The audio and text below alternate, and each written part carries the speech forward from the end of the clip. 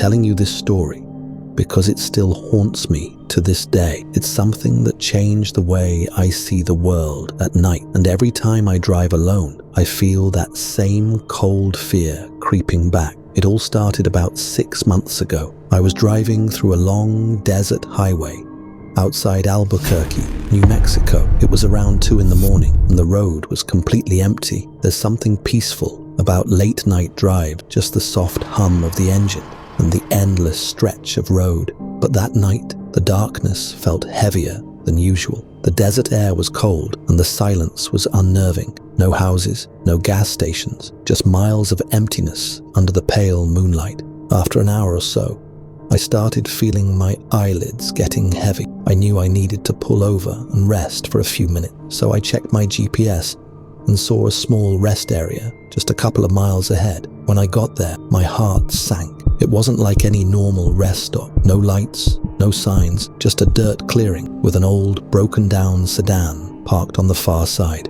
I pulled in anyway and turned off my engine. The second I stepped out to stretch my legs, I felt it, that sharp, crawling sensation that tells you you're not alone. I turned my head to the right and saw 2 figures standing next to that old sedan. They weren't moving, they weren't speaking, they were just staring. One was extremely tall, the other short and wide, and in the moonlight, their faces looked wrong, like they didn't have any features at all. I froze. The air felt colder. I could hear the wind over the desert sand and nothing else. I forced myself to move slowly back to my car. Every step felt heavier than the last. When I grabbed the door handle, both figures moved at the exact same time. Sharp, robotic. They turned their heads fully toward me.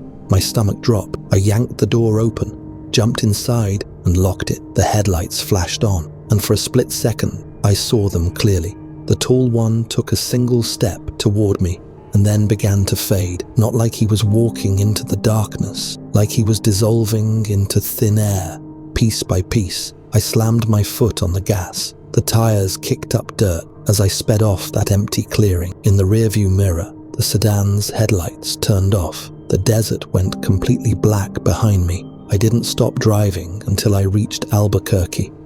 My hands were shaking and I was drenched in sweat. When I checked my phone's GPS history to see where I had stopped, the location wasn't on any map. And here's the part that still chills me. The log said I stayed there for 30 minutes, but in my memory, I was there for maybe 5. The location name on the GPS history only appeared for a moment before vanishing.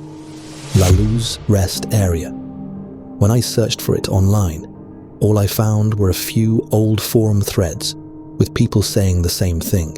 That place isn't real. Ever since that night, I can't drive at night without checking the mirrors, and sometimes, in the reflection of the glass, I swear I see the faint outline of a faceless man standing just a few feet away, waiting for me to stop again.